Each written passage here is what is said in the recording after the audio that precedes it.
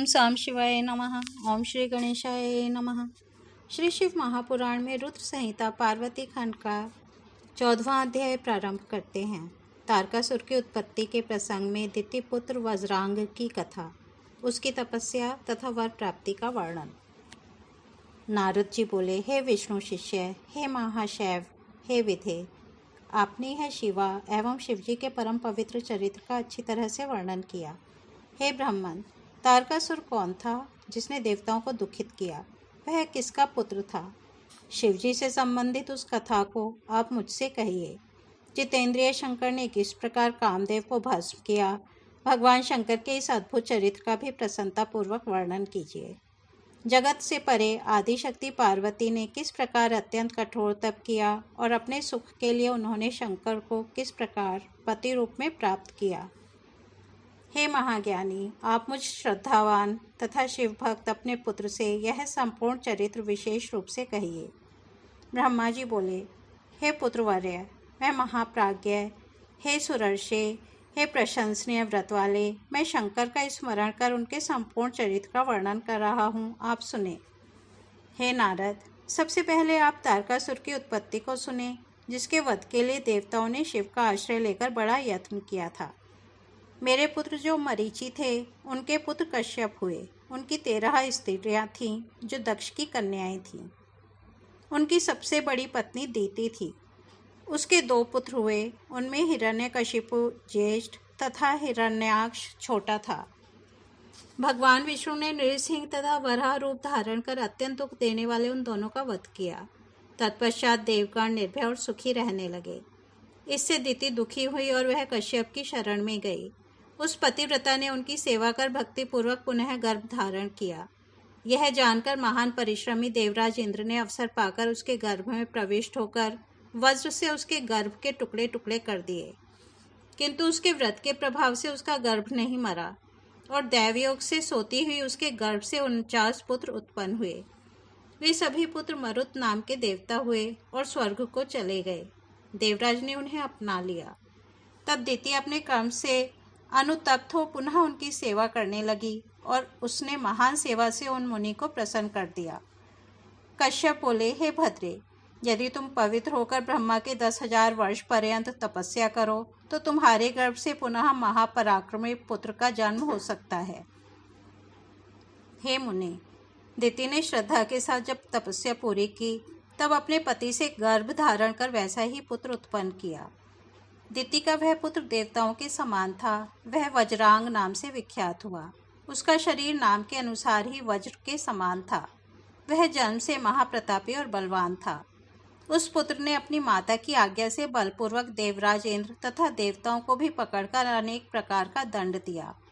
इस प्रकार इंद्र आदि की दुर्दशा देखकर दीति बहुत प्रसन्न हुई तथा इंद्र आदि देवता अपने अपने कर्म फल के अनुसार बड़े दुखी हुए।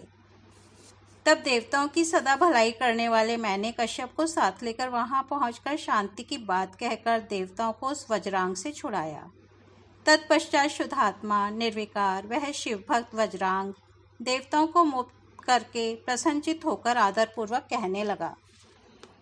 वज्रांग बोला, यह इंद्र बड़ा स्वार्थी और दुष्ट है। इसने ही मेरी माता की संतानों को नष्ट किया है।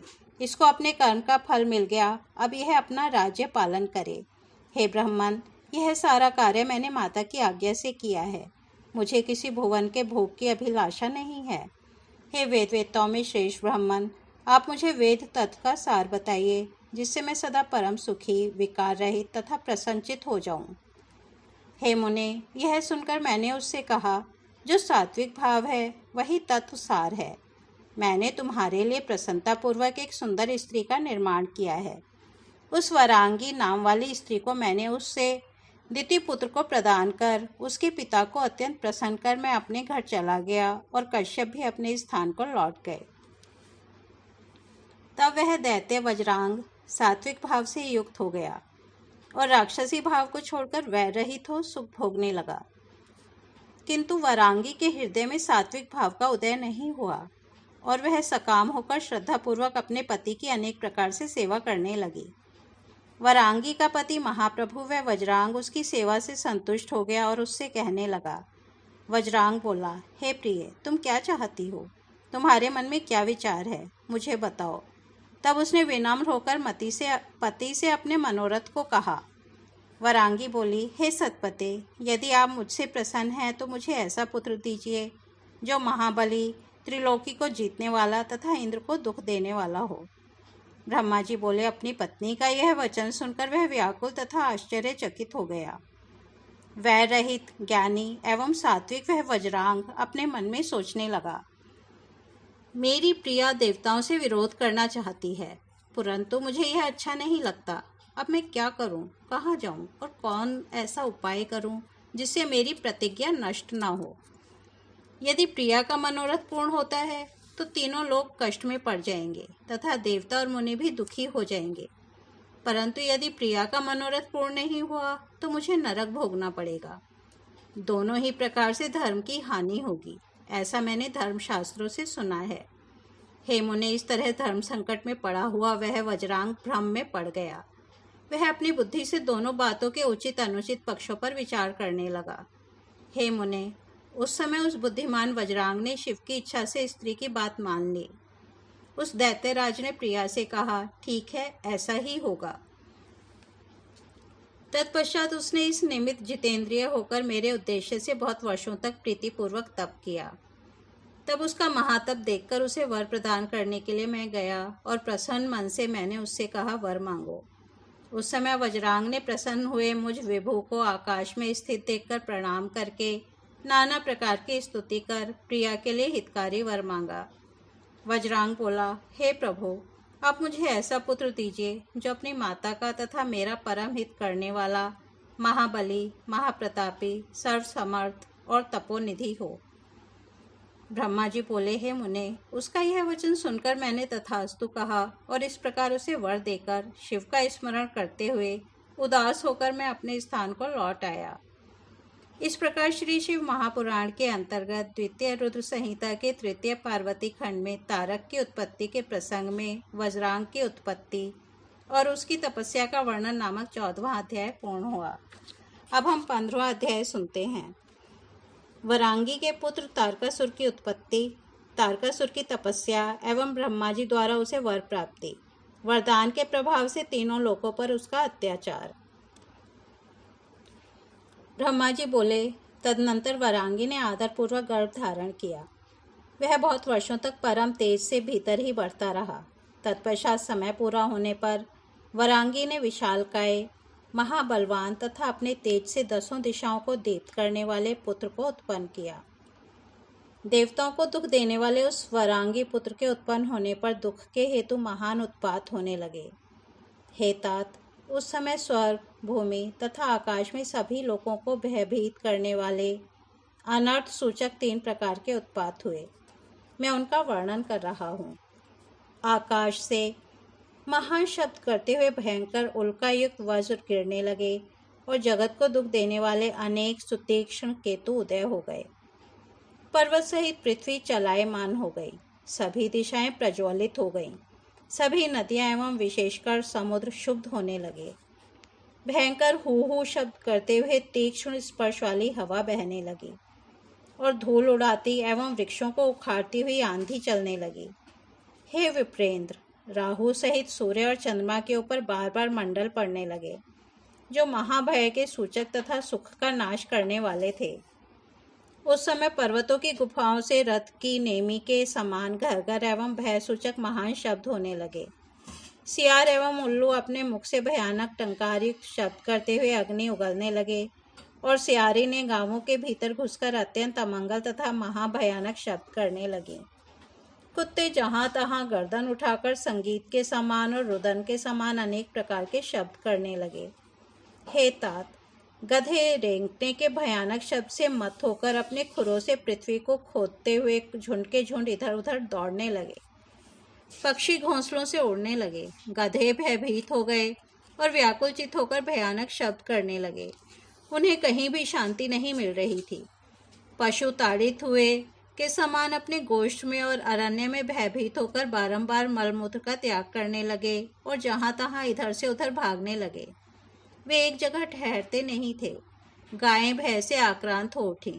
उनके स्तनों से रुधिर निकलने लगा। नेत्रों से अश्रुधारा प्रवाहित हो उठी और वे व्याकुल हो गई। बादल भी भय उत्पन्न करते हुए पीव की वर्षा करने लगे। देवताओं की प्रतिमाएं उछलकर रोने लगी। बिना आंधी के वृक्ष गिरने लगे और आकाश में ग्रहों का युद्ध होने लगा।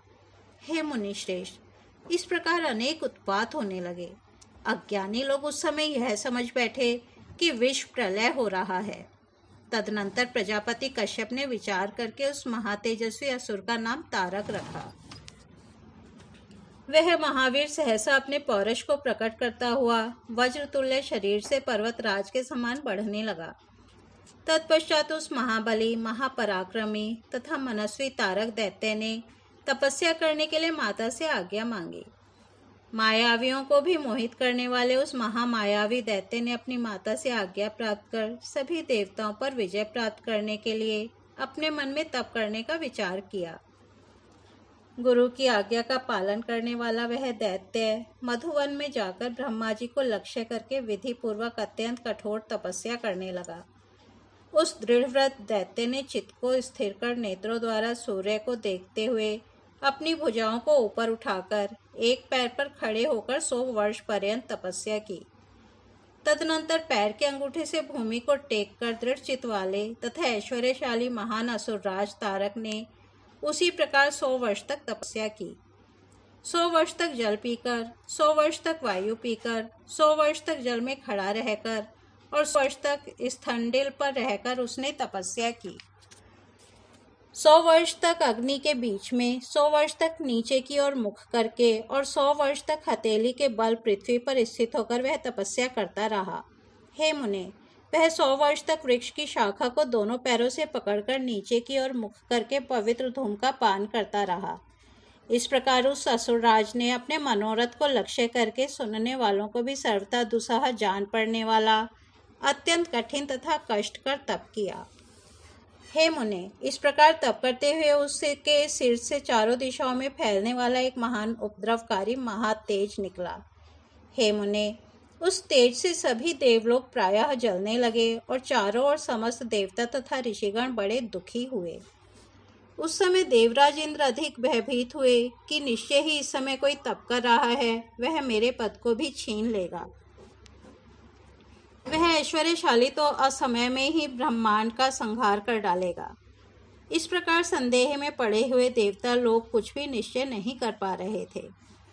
तदनंतर सभी देवता एवं ऋषि परस्पर विचार करके भयभीत एवं दीन होकर मेरे लोक में पहुँचे और मेरे सामने उपस्थित हुए। व्यथित चित्त वाले उन सभी ने प्रणाम कर मेरी स्तुति करके हाथ जोड़कर सारा वृतांत मुझसे कहा। मैं भी सद्बुद्धि से उनकी व्यग्रता का समस्त कारण जानकर जिस स्थान पर असुर तप कर रहा था उस स्थान पर उसे वर देने के लिए गया। हे मुने, मैंने उससे कहा, हे दैत्य, तुमने घोर तपस्या की है, अतः वर मांगो। मुझे कोई भी वस्तु तुम्हारे लिए अदेय नहीं है। तब मेरा वचन सुनकर उस महान असुर तारक ने मुझे प्रणाम करके तथा मेरी स्तुति कर अत्यंत कठिन वर मांगा। तारक बोला, हे पितामह, वर देने वाले आपके प्रसन्न हो जाने पर मेरे लिए क्या असाध्य हो सकता है, अतः मैं आपसे वर मांगता हूँ, उसे मुझसे सुनिए। हे देवेश, यदि आप मुझ पर प्रसन्न हैं और यदि मुझे वर देना चाहते हैं तो मेरे ऊपर कृपा करके मुझे 2 वर दीजिए। हे महाप्रभु, आपके बनाए हुए इस समस्त लोक में कोई भी पुरुष मेरे समान बलवान न हो और शिवजी के वीर्य से उत्पन्न हुआ पुत्र देवताओं का सेनापति बनकर जब मेरे ऊपर शस्त्र प्रहार करे तब मेरी मृत्यु हो। हे मुनीश्वर, जब उस दैत्य ने मुझसे इस प्रकार कहा तब मैं उसे उसी प्रकार का वर देकर शीघ्रतापूर्वक अपने स्थान को चला आया। वह दैत्य भी मनोवांछित उत्तम वर प्राप्त कर अत्यंत प्रसन्न होकर शौणित नामक पुर को चला गया। उसके बाद दैत्य गुरु शुक्राचार्य ने मेरी आज्ञा से असुरों के साथ जाकर त्रिलोकी के राज्य पर उस महान असुर का अभिषेक किया। तब वह महादैत्य त्रिलोक्याधिपति हो गया और चराचर को पीड़ित करता हुआ अपनी आज्ञा चलाने लगा। इस प्रकार वह तारक विधि पूर्वक त्रैलोक्य का राज्य करने लगा और देवता आदि को पीड़ा पहुंचाता हुआ प्रजा पालन करने लगा। तदनंतर उस तारकासुर ने इंद्र आदि लोकपालों के रत्नों को ग्रहण कर लिया। उन्होंने उसके भय से रत्न स्वयं प्रदान किए। इंद्र ने उसके भय से उसे ऐरावत हाथी समर्पित कर दिया और कुबेर ने 9 निधियां दे दी। वरुण ने श्वेतवर्ण के घोड़े, ऋषियों ने कामधेनु और इंद्र ने उच्च ही श्रीवा नामक दिव्य घोड़ा भय के कारण उसे समर्पित कर दिया। उस असुर ने जहां जहां अच्छी वस्तुएं देखी उन्हें बलपूर्वक हरण कर लिया। इस प्रकार त्रिलोकी की सर्वथा निहिसार हो गई। हे मुने, समुद्रों ने भी भय से उसे समस्त रत्न प्रदान कर दिए। बिना जोते बोए ही पृथ्वी अन्न प्रदान करने लगी और सभी प्रजाओं के मनोरथ पूर्ण हो गए। सूर्य उतना ही तपते थे जिससे किसी को कष्ट न हो। चंद्रमा उजाला करते रहे और वायु सबके अनुकूल ही चलता था। उस दुरात्मा असुर ने देवताओं, पितरों तथा अन्य का जो भी द्रव्य था वह सब हरण कर लिया। इस प्रकार वह तीनों लोकों को अपने अधीन कर स्वयं इंद्र बन बैठा। वह इंद्रियों को वश में रखने वाला अद्वितीय राजा हुआ और अद्भुत प्रकार से राज्य करने लगा। उसने समस्त देवताओं को हटाकर उनकी जगह दैत्यों को नियुक्त कर दिया और देवताओं को अपने कर्म से नियुक्त किया। हे मुने, तदनंतर उससे पीड़ित हुए इंद्र आदि समस्त देवगण अनाथ तथा अत्यंत व्याकुल होकर मेरी शरण में आए। इस प्रकार श्री शिव महापुराण के अंतर्गत द्वितीय रुद्र संहिता के तृतीय पार्वती खंड में तारकासुर की तपस्या एवं उसके राज्य का वर्णन नामक 15वां अध्याय पूर्ण हुआ। कल हम 16वां अध्याय सुनेंगे। तब तक यहीं विराम देते हैं। ओम नमः शिवाय।